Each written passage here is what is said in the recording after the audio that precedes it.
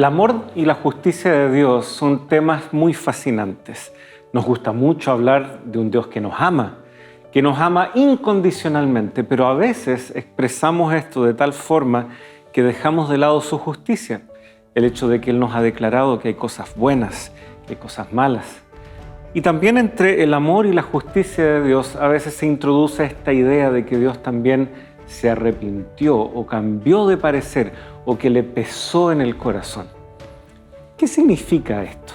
¿Un Dios que se arrepiente puede ser justo? ¿O será que esa justicia nos coloca finalmente frente a un Dios que no será capaz de manifestar misericordia? La Biblia no nos presenta un cuadro confuso al respecto y será nuestro privilegio estudiar hoy cómo el amor y la justicia de Dios siempre actúan en nuestro favor. Estudie junto a nosotros aquí en Lecciones de la Biblia.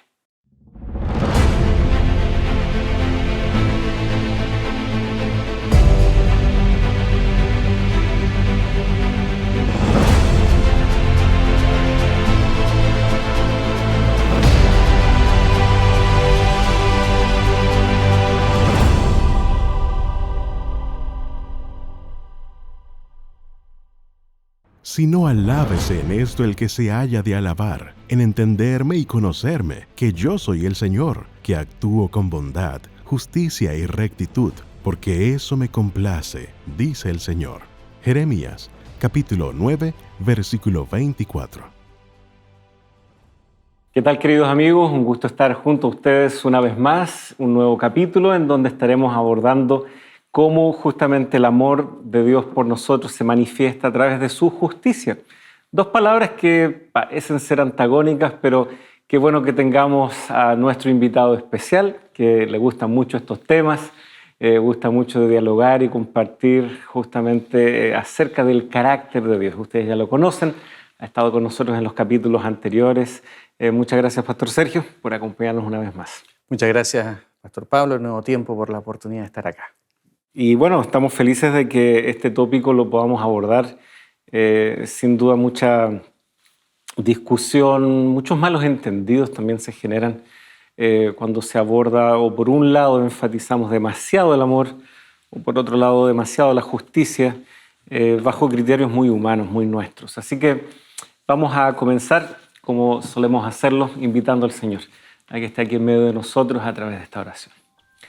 Padre amante que estás en el cielo, te agradecemos infinitamente por tu amor, por tu bondad, por esa fidelidad, por el hecho de que estás presente en nuestra vida y también puedes estar ahora mediando en este estudio, en nuestros diálogos, que puedas ser tú el que nos dirija y podamos llegar a estas grandes verdades orientados y guiados por tu Espíritu. Lo pedimos en el nombre de Jesús. Amén. Amén. Pues bien, estamos entonces ya cada vez adentrándonos a temas más profundos que sin duda podrían ameritar más de un capítulo, creo yo. Creo que no vamos a poder agotar todo lo que se puede decir sobre esta dinámica entre el amor y la justicia de Dios. Sin embargo, la guía de estudio nos presenta una muestra bastante significativa de varios pasajes que de alguna manera nos ayudan a ir entendiendo esto que, como recién anticipábamos, parece ser una paradoja. No sé si llegar al extremo de decir contradicción, porque vamos a ir viendo que la Biblia no lo presenta bajo esos términos, pero tal vez sí lo expreso de esa manera porque muchos lo ven así y les cuesta conjugar amor y justicia. ¿Cuál podría ser el mejor punto de partida para entender amor y justicia de Dios como formando parte de su carácter único? Bueno, cuando nosotros comenzamos a explorar lo que la Biblia nos dice acerca de Dios, de su carácter, porque es interesante, o sea, la revelación de Dios. Nosotros creemos que a Dios lo podemos conocer solamente a través de la revelación. Por supuesto, la máxima revelación de Dios ha sido Jesucristo. Pero a los que no estamos allí, ¿no es cierto?, en los tiempos de Jesucristo, se nos ha dejado la palabra de Dios, están los evangelios con la vida de Cristo, pero este Dios que Jesucristo viene a revelar se viene manifestando ya desde el Antiguo Testamento. La lección nos hace o nos llama la atención para poder hacer ese contraste que la Biblia presenta entre el Dios del pueblo de Israel, ¿no? El pueblo de Israel, Jehová, con los dioses de las naciones. Hay una discusión, incluso allí algunos han sugerido que pareciera que el lenguaje que se utiliza en el Antiguo Testamento para hablar de otros dioses pareciera en algunos momentos como que estuviese hablando de que sí existieran esos dioses, cuando sabemos que la Biblia también nos dice que no hay otro Dios aparte de Jehová. Pero en algunos momentos la Biblia nos presenta que esos dioses en realidad son demonios, ¿no? Vamos a estudiar más adelante en el trimestre cómo interactúan estas fuerzas malignas con nosotros en este mundo, con las naciones. Por lo tanto, la Biblia hace un claro contraste entre estos dioses que aparentemente se gozan en las cosas malas que a veces suceden en este mundo, con el Dios de la Biblia, con el Dios de Israel, que es un Dios que, como dice, podemos leer uno de los textos que aparece en nuestra guía de estudios, que es el Salmo 33, el verso 5, dice: Él ama la justicia y el derecho, de la misericordia de Jehová está llena la tierra. ¿No? Y hay varios otros textos que nos dicen que Dios ama la justicia. La Biblia nos dice que Dios es amor, pero también ama la justicia. Entonces hay una clara referencia a que el Dios de la Biblia, en Él, de alguna manera, se mezclan, se unen ese amor, ¿no? Esa misericordia que Él tiene por nosotros y su justicia. Eso significa que su amor nunca va a ser demostrado a expensas de la justicia. Porque nosotros quizás esperaríamos que Dios siempre fuera misericordioso, pero la misericordia de Dios, ¿no? El amor de Dios nunca deja de lado su justicia. Y quizás ese es uno de los grandes problemas que tiene la gente hoy para poder conocer a Dios, para poder entender a Dios. Dice, no, Dios es amor, y se espera que Dios como que pasara por alto muchas de las cosas que hacemos mal, ¿no? Pero ahí es donde necesitamos nosotros someter nuestra voluntad a la palabra de Dios, para darnos cuenta que el verdadero amor nunca va a dejar de lado lo que es la justicia. Él aparece continuamente en la Biblia, cómo Dios manda mensajes a su pueblo, a los profetas, llamando la atención respecto a las cosas que su pueblo está haciendo mal. Hay situaciones que la Biblia y que Dios nunca va a aceptar, cuando aparecen las injusticias, los abusos, las opresiones, ¿no? Vamos a decir, del jefe, del patrón sobre sus empleados, ¿no? En ese tiempo estaba la esclavitud, hay todo un tema respecto a eso también en la Biblia, pero siempre se aparece a Dios defendiendo al oprimido, defendiendo al que está sufriendo persecución o sufriendo oprobio por parte de otra persona. Entonces, el amor de Dios por sus hijos está involucrado o llega también a hablar de su justicia, de la defensa que Él hace por aquel que está sufriendo también. Uh-huh. Y en parte, justamente su amor se manifiesta debido a las injusticias que sus hijos están viviendo. De otra manera, ¿cómo entender que Él tome esa iniciativa? No es que reaccione. Él ya ha manifestado en su carácter querer que nosotros solamente disfrutemos el bien. Así fue la creación, fue todo bueno en gran manera. Entonces irrumpe este problema del pecado y evidentemente lo que más motiva a Dios ahí es su amor, de restablecer ese orden, de darnos nuevamente la oportunidad de vivir bien en esta tierra que Él creó. Lamentablemente esa ya no es una realidad que se va a dar en este mundo tal como lo conocemos, pero creo que somos capaces de entender que un padre, una madre, ¿no es cierto?, cómo debe equilibrar con sus hijos tanto el amor, la ternura, como también lo que humanamente llamamos justicia, que hayan normas, reglas, que a veces haya que también plantear algún tipo de castigo. Hoy por hoy tal vez está tan de moda ya, te voy a quitar el celular, si es que, y el niño, no, por favor, el celular no. Pero en ciertos momentos hay que mostrar que hay ciertas consecuencias, que hay que asumir ciertas responsabilidades, porque si no estamos criando a una persona que no va a saber finalmente desenvolverse en un mundo que sí va a exigir responsabilidades y no solo derechos.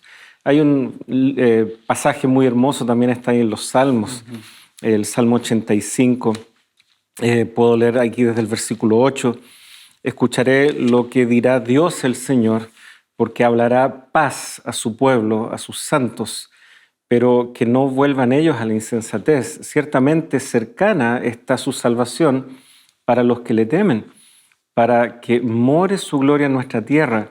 La misericordia y la verdad se han encontrado, la justicia y la paz se han besado. O sea, en este anhelo de Dios de traer paz a su pueblo para que habiten tranquilos, para que experimenten su salvación, la única manera es que esa justicia se encuentre con la paz y la expresión del amor de Dios. Este texto Ellen White lo comenta cuando ella lo aplica a lo que sucedió ahí en la cruz. Ella ve que en la cruz justamente este es el momento en donde se conjuga la unión máxima entre el amor de Dios, pero la realidad de que su justicia no podía pasarse por alto.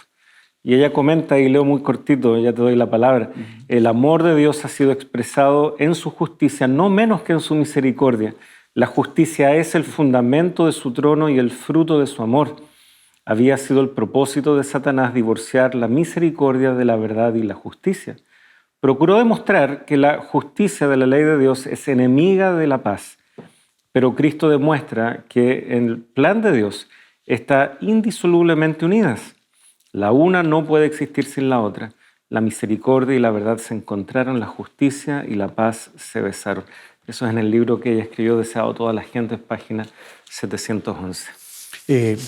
Es interesante poder entender bien esto, porque como bien menciona nuestra guía de estudio, el fundamento, la base del trono de Dios es esto, ¿no? Es que es un Dios que va a actuar con justicia, un Dios que va a actuar de manera, vamos a decir, justa para todos, ¿no? Se habla de una justicia que tiene que ver con ser equitativo, ¿no? Todos tienen que tener la misma cantidad de derechos, de oportunidades, etc., ¿no? Se habla mucho hoy en día de ese elemento que es necesario para que haya armonía en el universo.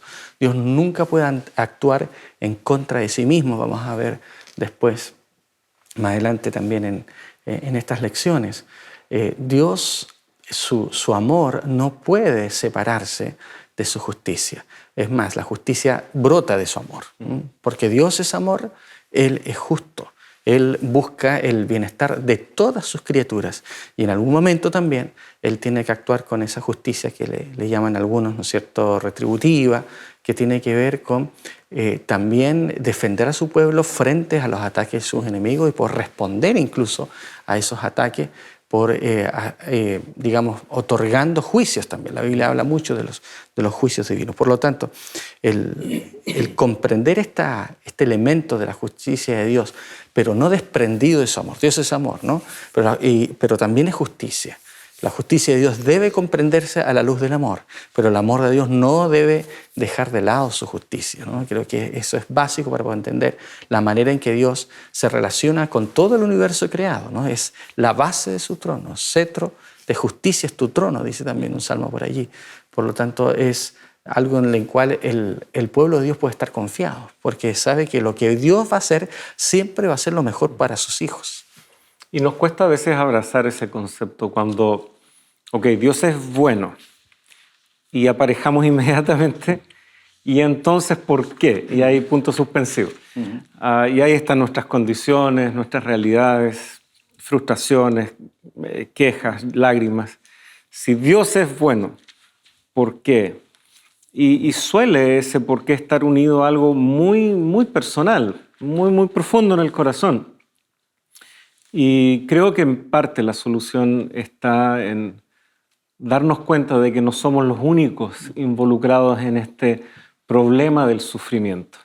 Y no es que al mirarnos en una estadística y decir, bueno, yo sufro, mi vecino sufre, todos sufrimos, bueno, no me duele tanto, no, nos sigue doliendo igual.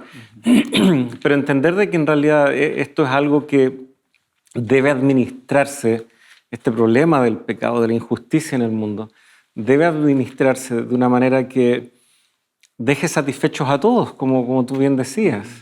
Que la solución divina no solo vaya de la mano con mis preferencias, sino que en realidad sea una solución definitiva para todos. Y ahí es donde vemos, sí, en realidad, tiene que haber una norma más elevada, tiene que haber un ideal más elevado. No podemos andar caprichosamente pidiéndole a Dios un día una cosa, después otra cosa, y ahí es donde la justicia de Dios viene a ser una ancla segura para esta gran solución de erradicar finalmente el mal. Porque si no andaríamos caprichosamente pidiéndole cosas a Dios conforme se nos ocurra, conforme despertamos cada mañana, tratando de nosotros idear qué es vivir bien, qué es tener un buen pasar. Dios ya ha definido aquellas cosas y así fue en el inicio. Por lo tanto, me parece de que tal vez teóricamente hemos entendido o se nos ha enseñado que Dios es bueno, pero hacemos que eso choque demasiado con nuestras vivencias diarias. La Biblia, por lo tanto, siempre nos va a presentar este panorama un poco más amplio de lo que está verdaderamente en juego. Y ahí está la confianza que tenemos que tener en el Dios de la Biblia, ¿no?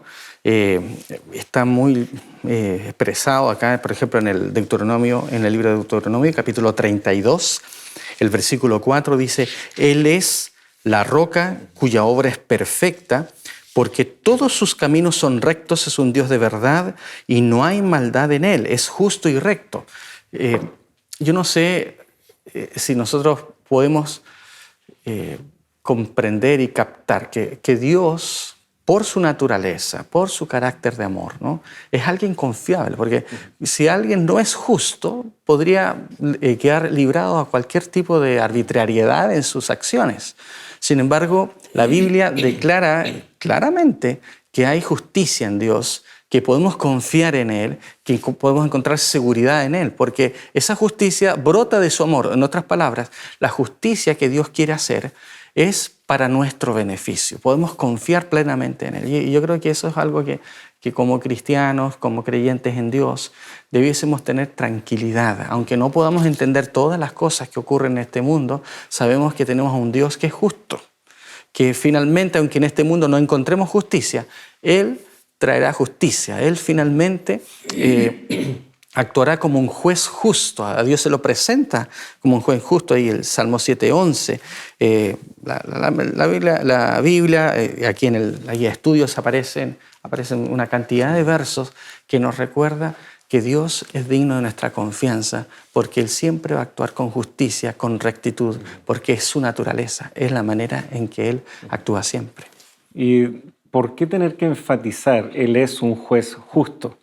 La queja de muchos profetas en el Antiguo Testamento, la justicia está torcida, ¿no es cierto? La opresión del más poderoso sobre el más débil, donde proverbialmente siempre se usa al huérfano y la viuda, etc. Jesús, inclusive, cuando habla acerca de la necesidad de la oración, nos habla también de una viuda que está buscando que el juez le haga justicia de su adversario, y como un gran contraste ahí, ¿no es cierto?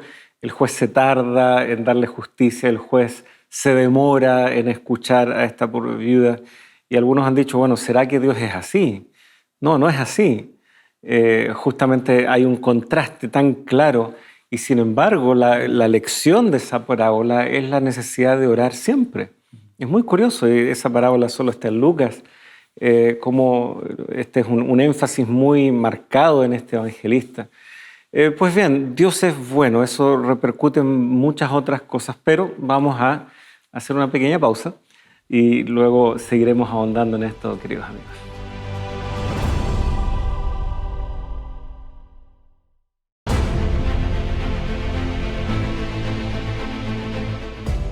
Ya estamos de regreso, queridos amigos. Estábamos justamente hablando acerca de que Dios es bueno. No es que a veces es bueno, no es que a veces se comporta con bondad, no, Él es bueno.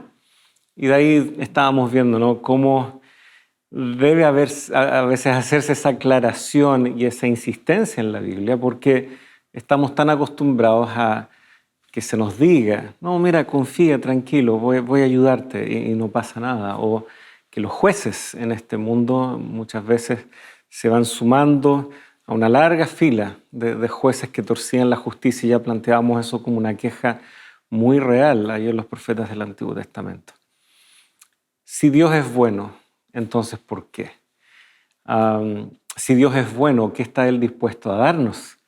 Creo que también hemos visto de que en esta semana algo de eso podemos explorar. Si el carácter de Dios es bueno, esa bondad es a veces, siempre, ¿cómo debemos definir esto de bondad de alguna manera para no tener chascos o frustraciones? Porque podemos estar definiéndolo a nuestra manera. Sí, a veces nosotros podríamos tener la idea de que, claro, Jesús es amor, Dios es amor, todo bien, pero finalmente, ¿no es cierto?, Él va a actuar como juez, ¿no? Como que va a tener un cambio, por así decirlo, en su manera de actuar, en su manera de proceder. La palabra de Dios nos enseña claramente que Dios no cambia. Nosotros los seres humanos podemos ser volubles. Se habla de que a veces estamos con cierta disposición, podemos cambiar en otro momento, ¿no? Hoy día ando con poca paciencia. Me levanté con el pie izquierdo. Exacto, ¿no? Siempre yo recuerdo un profesor que siempre fue muy bueno con nosotros, pero en un momento él nos dijo, no, en el examen nos preparó, ¿no? Había como que iba a sacar todo el arsenal, digamos, para ver quién realmente estaba preparado. Entonces pareciera que como que Dios en algún momento va a cambiar y nos va... Como que vamos a desconocer a Dios, piensan algunos. Claro. Pero la palabra de Dios nos dice, en Malaquías capítulo 3, versículo 6, nos dice, porque yo Jehová no cambio, por esto, hijos de Jacob, no habéis sido consumidos. El libro de Santiago también nos dice algo similar respecto al carácter y la naturaleza de Dios. Allí en el capítulo 1, el versículo 17, dice, toda buena dádiva y todo don perfecto desciende de lo alto, del Padre de las luces, en el cual no hay mudanza ni sombra de variación. Entonces, hay aquí una clara indicación de que Dios no cambia. La teología ha tenido problemas para explicar un poquito esto. Hay algunos teólogos en el pasado que han explicado esto desde un punto de vista de la filosofía griega, donde la inmutabilidad de Dios, cuando se habla de esto de que Dios no cambia, ¿no?, su inmutabilidad, que Él no muta, no cambia, tendría que ver con aspectos relacionados con su naturaleza misma, y por lo tanto Dios estaría en una esfera donde no hay tiempo y espacio, y donde Él es perfecto, en esa teología del ser perfecto, en donde Dios no puede cambiar, porque si hubiese algún elemento en que Él cambiara, ¿no?, dejaría de ser perfecto, ¿no? Esta idea de una perfección absoluta que está en la filosofía griega.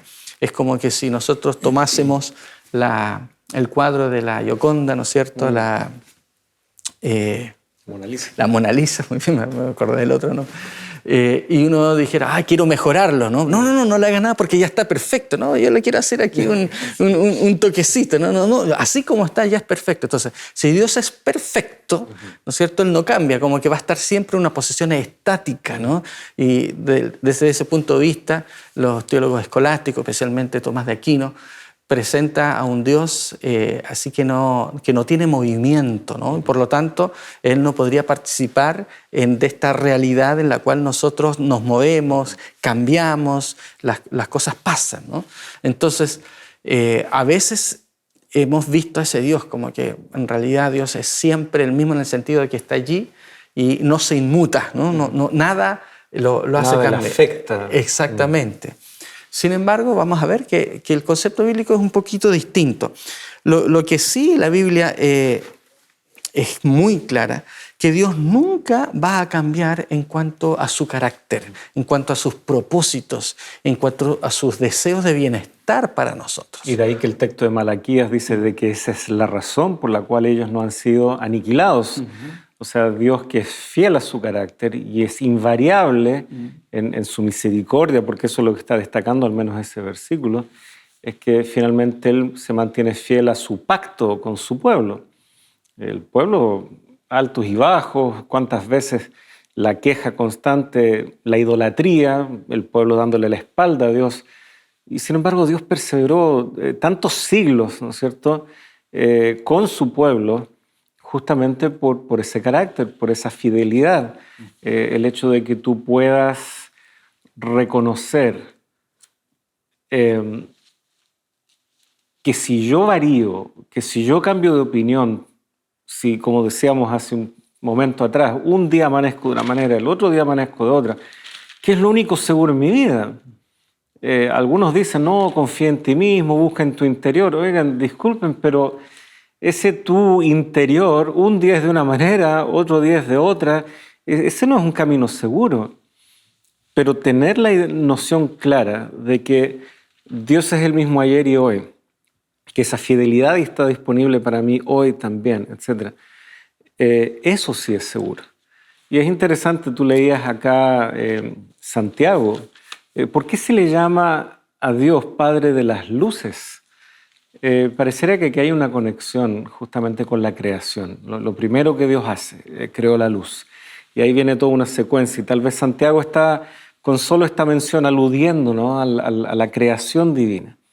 Este Dios creador que creó todo bueno en gran manera, Él es el que también se encarga de darnos toda buena dádiva, incluso hoy. Desde la creación original, buena en gran manera, hasta hoy, hasta el momento en que Santiago escribe, muchas cosas han sucedido, el mundo se ha ido deteriorando. ¿Cuánto más nosotros que vivimos ya 2000 años después que Santiago escribiera, aproximadamente? Sin embargo, ese mismo Dios bueno, el que creó todo bueno en gran manera, sigue siendo el Dios que sigue dando, entregando, saliendo a nuestro encuentro. Sí, y esa es la confianza que podemos tener cuando Dios se presenta al pueblo de Israel, se le presenta a Moisés, cuando le dice yo soy el que soy. Justamente destaca eso. Él viene a cumplir las promesas que él hizo, ¿no? Él prometió a Abraham que él estaría con su descendencia, que él haría de él una gran nación. Y cuando se le presenta a Moisés, dice, bueno, yo soy el Dios de tus padres. Y que vengo a cumplir mi palabra, ¿no? Porque yo no cambio, yo soy el que soy, ¿no? Yo soy aquel que dice las cosas y que por lo tanto continúa, persevera, es constante en el cumplimiento de lo que él ha dicho.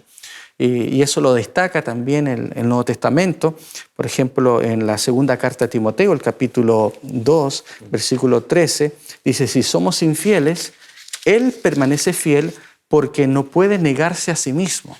Dios no puede ir en contra de quién es. Él, su esencia, su carácter es amor, Él es justo, Él es un Dios fiel y Dios no va a actuar en contra de eso.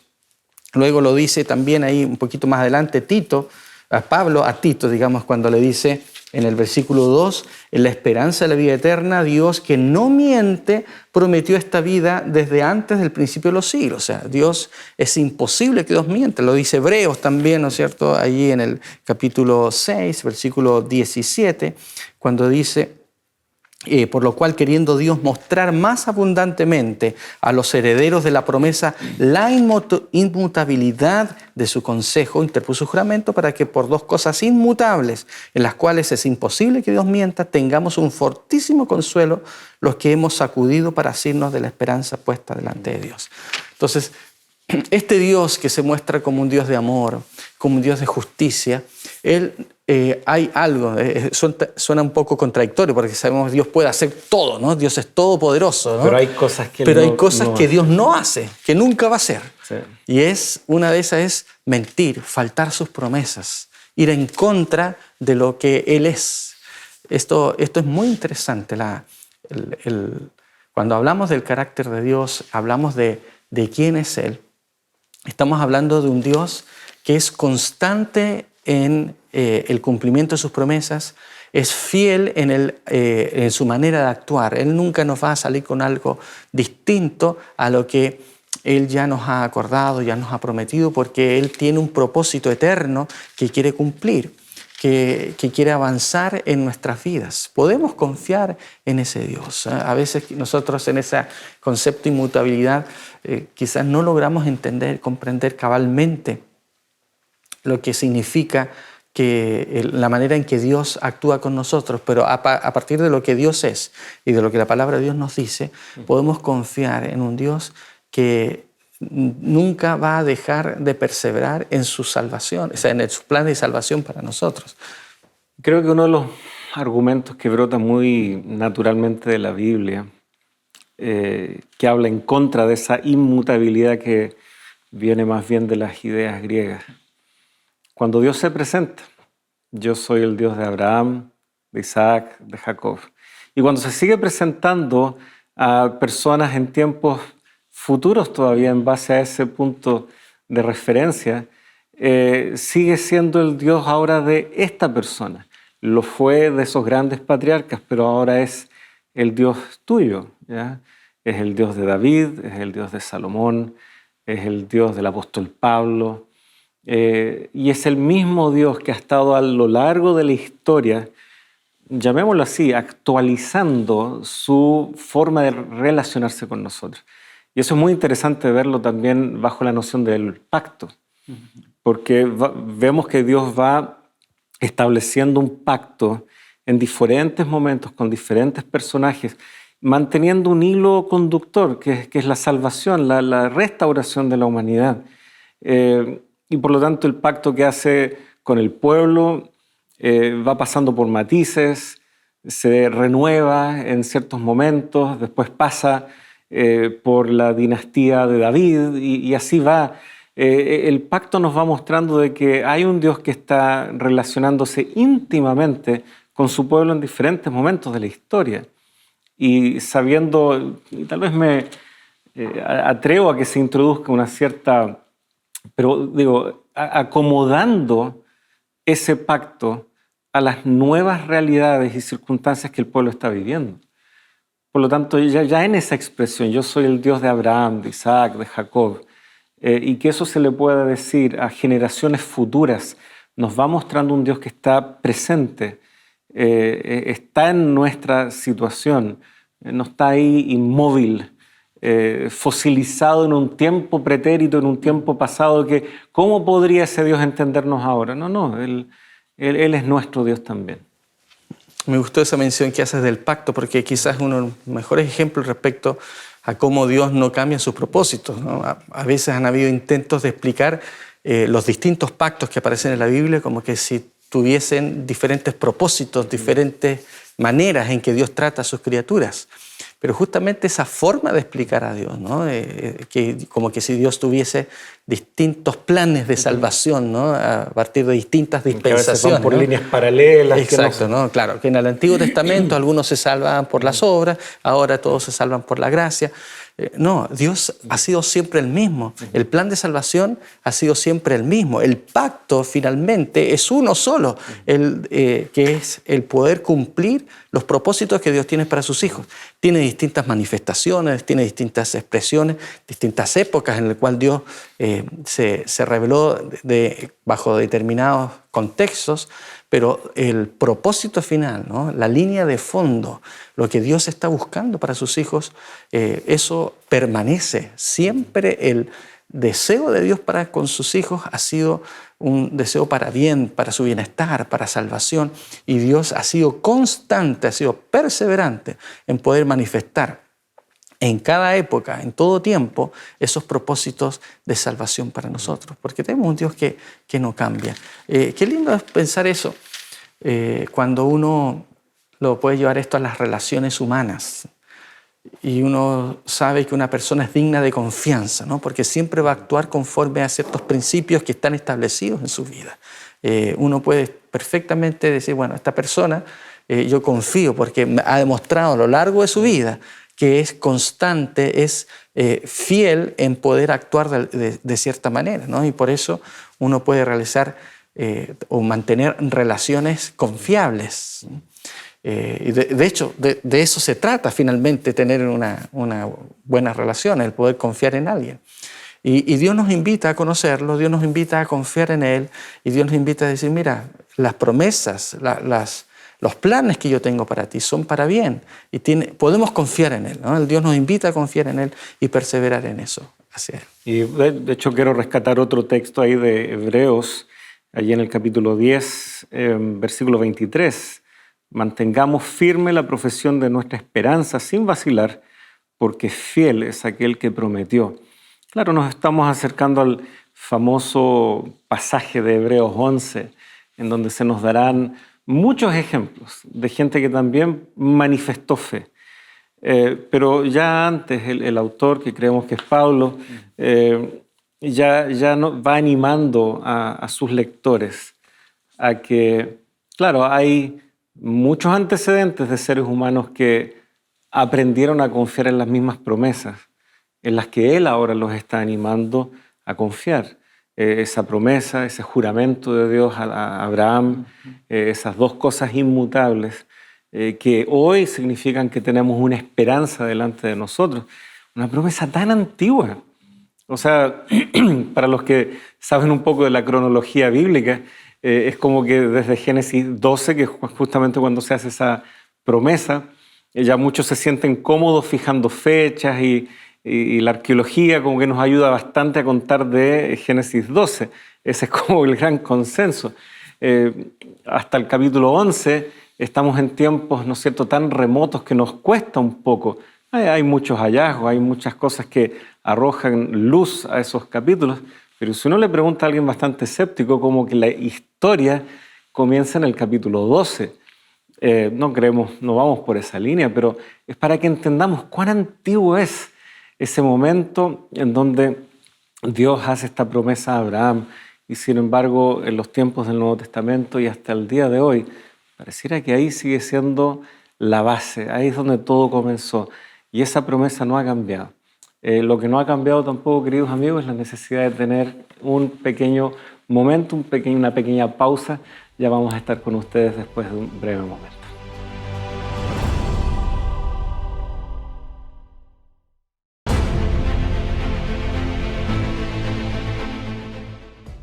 Hola amigos, es un gusto poder encontrarnos una vez más. El día de hoy quiero presentarte la guía de estudio Espíritu Santo, el Dios detrás de escena. Quizá tengas preguntas al respecto de este tema, pero para poder encontrar las respuestas debes estudiar a la luz de la Biblia. Y es por eso que quiero invitarte a que solicites este material de estudio al número que está apareciendo en pantalla y le haremos llegar gratuitamente gracias a nuestros ángeles de esperanza. Te esperamos.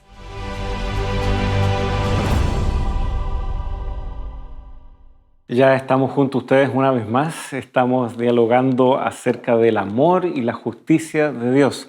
Ahora, Dios es bueno, ya lo hemos podido corroborar. Dios no cambia en el sentido de que es confiable. Sabemos que si acudimos a Él, siempre lo encontraremos dispuesto a cumplir sus promesas en nosotros para nuestro bien.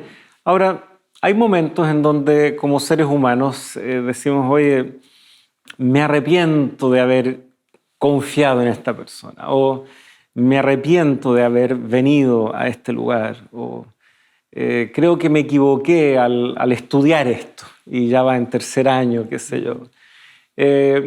Como seres humanos vamos percibiendo las consecuencias de nuestras acciones y claro, nos arrepentimos, nos pesa en el corazón haber tomado un curso de acción. Estas expresiones tan humanas a veces vemos que los autores bíblicos como que las transmiten respecto a Dios y eso nos deja un tanto perplejos. Porque si Dios no cambia y no necesita cambiar en cuanto a sus propósitos, etc., tal vez si entendemos mal ese concepto nos choca esto, Dios se arrepiente. ¿Cómo entender esto? ¿Cómo no entrar en contradicciones acá? Sí, efectivamente tenemos nosotros un concepto de que el arrepentimiento tiene que ver con algo que hicimos mal. Me salió mal esto, me arrepiento de haberlo hecho. podremos relacionar con algo equivocado.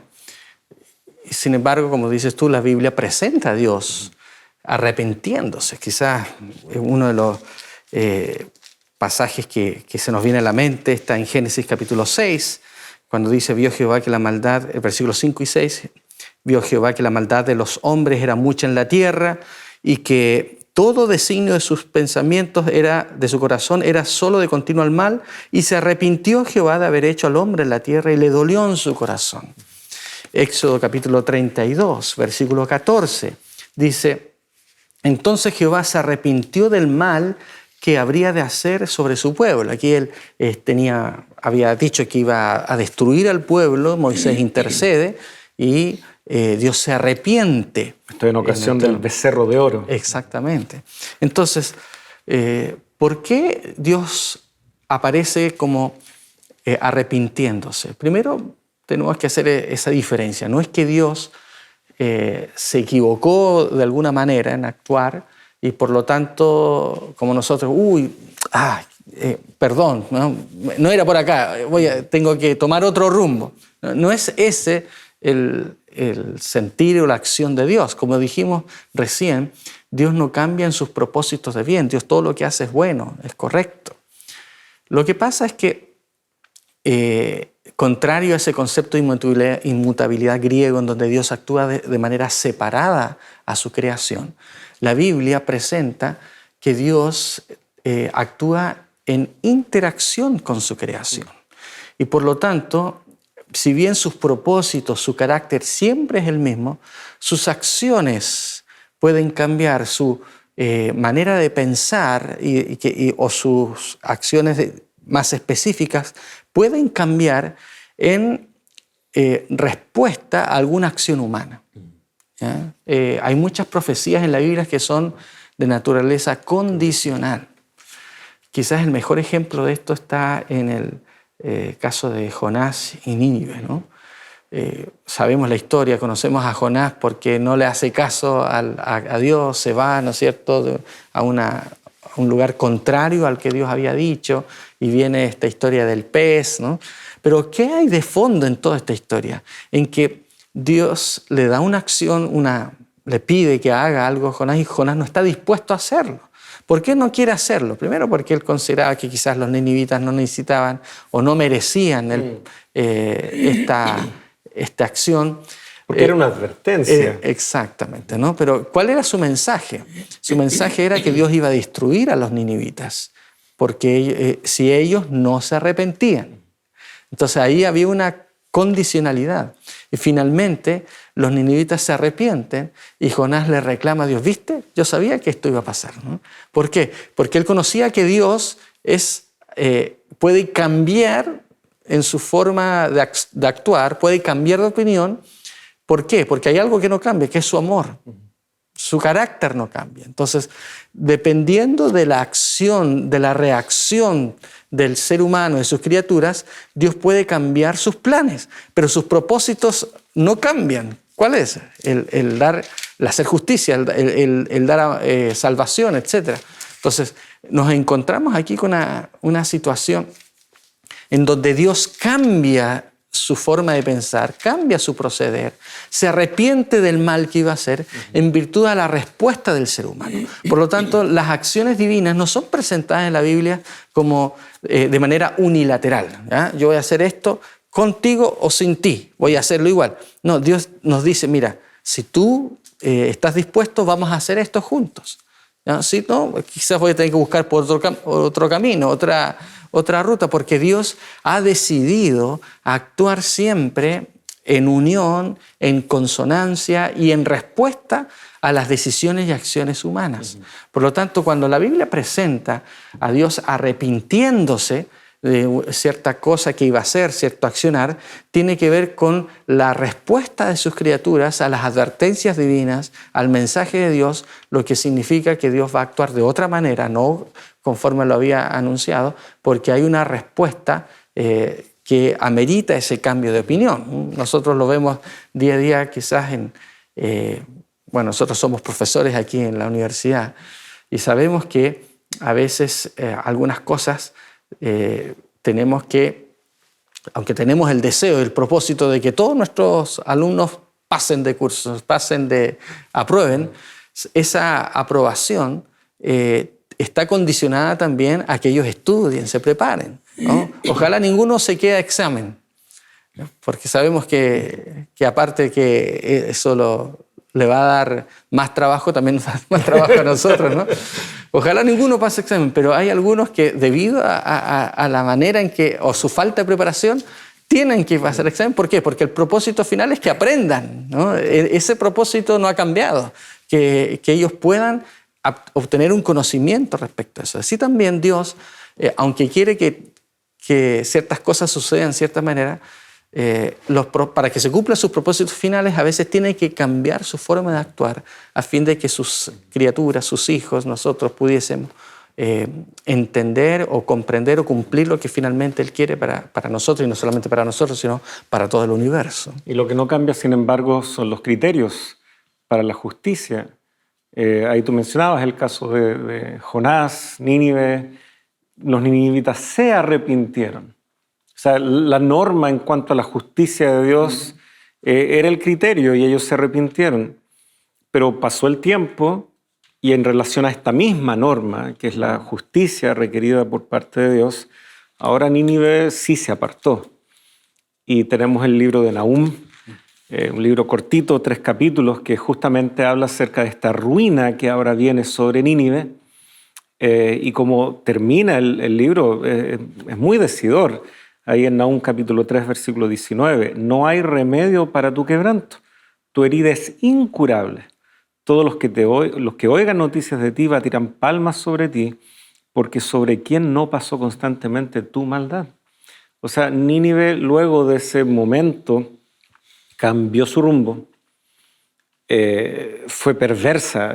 Hay mucho registro de la maldad de los ninivitas. La arqueología ha ido mostrando las inscripciones, las cosas que ellos han dejado como testimonios públicos, abiertos, nos muestran, ¿no es cierto?, una sociedad muy corrompida, muy malvada. Y Nahum justamente está señalando, cuando la gente se entere de esto, batirán palmas sobre ti, estarán todos muy felices. ¿Por qué? Porque tan mala llegó a ser, que quien no se vio afectada por esa maldad, están felices que ahora esa maldad ha sido erradicada por los justos juicios de Dios. Por lo tanto, ¿Dios cambió el criterio de su justicia? No, no lo cambió. Pero frente al arrepentimiento, digámoslo así, Él cambia justamente por lo que tú vas señalando. Él está en una relación dinámica con nosotros y frente al arrepentimiento, Él también ha declarado cuál es su manera de actuar frente al arrepentimiento. Por lo tanto, Dios no está improvisando, no está actuando de una manera ahí improvisada. Claro, fuera de lo que Él ya ha declarado respecto a cómo es su carácter. Y esto es importante entender porque en este caso de Nínive no es que Dios cambia en sus propósitos finales, sino que Dios está dispuesto a postergar sus juicios para dar una nueva oportunidad. Y eso es lo que aparece también en el Nuevo Testamento, cuando nos dice Pedro que el Señor no retarda su promesa como algunos lo tienen por tardanza. La promesa de la segunda venida está allí, sino que es paciente para con nosotros. O sea, mientras Él vea que hay oportunidad de salvación, Él va a postergar sus juicios. Él sabe que en algún momento ya todos habrán tomado sus decisiones y Él vendrá a este mundo a traer esa justicia perdurable que nosotros esperamos. Sin embargo, mientras haya esa posibilidad de arrepentimiento, Dios posterga sus juicios, ¿no? Eso no lo pudo hacer, por ejemplo, en el caso de Sodoma y Gomorra, porque Abraham intercedió. Le dice, Señor, ¿no será que allí habrán 50 justos? ¿No será que habrán 30 justos? Y el Señor dice, mira, si lo hubiera, yo no destruiría la ciudad. Llega hasta 10, claro, la ¿no? Cuenta de Abraham, pero ni 10 había. Ni 10 había. Entonces, mientras haya oportunidad de arrepentimiento, Dios va a postergar sus juicios. Dios anuncia que viene su juicio. En ese sentido, Dios no cambia. Dios tiene su manera de actuar y sabe que en cierto momento tiene que poner un corte. Pero mientras haya esa posibilidad de arrepentimiento, Dios va a ir postergando ese tiempo, ese juicio, a fin de darnos esa oportunidad. Ahora, muchos pueden decir, pero ¿acaso la Biblia dice que Dios no se arrepiente? Por ejemplo, en Números capítulo 23, versículo 19, dice, Dios no es hombre para que mienta, ni hijo de hombre para que se arrepienta. ¿Acaso dice y no hace? ¿Acaso promete y no cumple? Nuevamente, ¿cómo podemos entender que acá en Números dice que Dios no se arrepiente, pero ya hemos leído varios textos en los cuales dice que Dios se arrepintió? Tenemos que entender obviamente cada texto en su contexto. Lo que está queriendo decir acá es que Dios no se arrepiente como hombre. No es que Dios dice, uy, me equivoqué y tengo que hacerlo de otra manera. No, más bien que Dios en respuesta a las criaturas, ¿no es cierto?, está dispuesto a postergar, a cambiar su curso de acción, no porque Él actúa mal. O sea, Él no se arrepiente como nosotros. Eso es lo que quiere decir este texto. El arrepentimiento de Dios es distinto al arrepentimiento humano. No proviene de un mal proceder, sino más bien el arrepentimiento de Dios, el cambio de parecer de Dios, el cambio de acción de Dios, viene como resultado de las acciones de sus criaturas. Hay una respuesta humana y por lo tanto Dios también dice, ok, el ser humano está respondiendo a mi llamado, a mi advertencia, entonces vamos a darle más tiempo, ¿no? O lo contrario, no hubo un arrepentimiento, no hubo un cumplimiento de los términos del pacto en el caso de Israel, por lo tanto Dios no pudo cumplir todo lo que se había propuesto para poder hacer en el pueblo de Israel, porque Dios le había prometido muchas cosas a Israel. ¿Y por qué esas cosas no se cumplieron? ¿Falló Dios? No, no es que falló Dios. Y es lamentable cuando confundimos aquello y disociamos nuestras decisiones, las consecuencias de esas decisiones, el hecho de que nuestra relación con el Señor está en ese marco de la condicionalidad. Cuando echamos todo eso a un costado y seguimos formulando las mismas preguntas, si Dios es bueno, ¿por qué el mundo es malo? Pero mirémonos el corazón, veamos las decisiones que estamos tomando, miremos hacia dónde estamos orientando nuestra vida.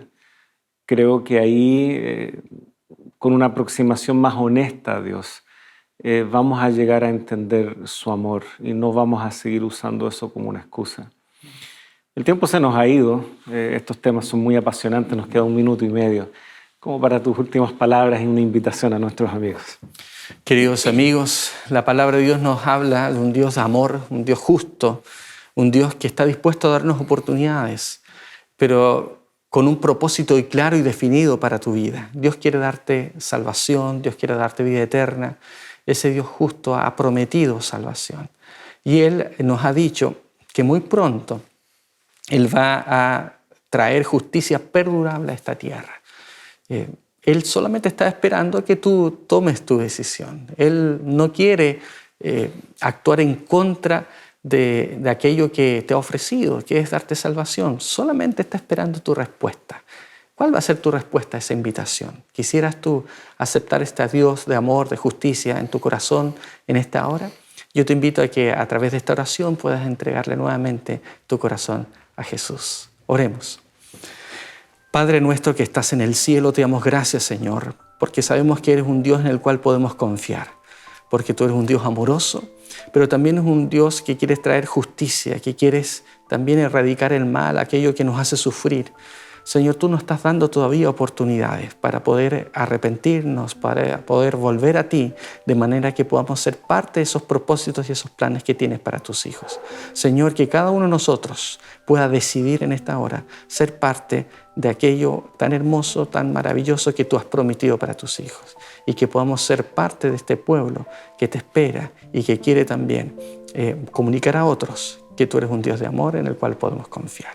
Que cada persona que está viendo este programa pueda también decidir confiar en ti y seguir tus caminos. Te lo pedimos esto en el nombre de tu Hijo amado Jesús. Amén. Amén. Muy bien, queridos amigos, gracias por haber estado con nosotros en este capítulo. Gracias, Pastor Sergio, por habernos acompañado y dejamos la invitación abierta para el próximo capítulo de Lecciones de la Biblia.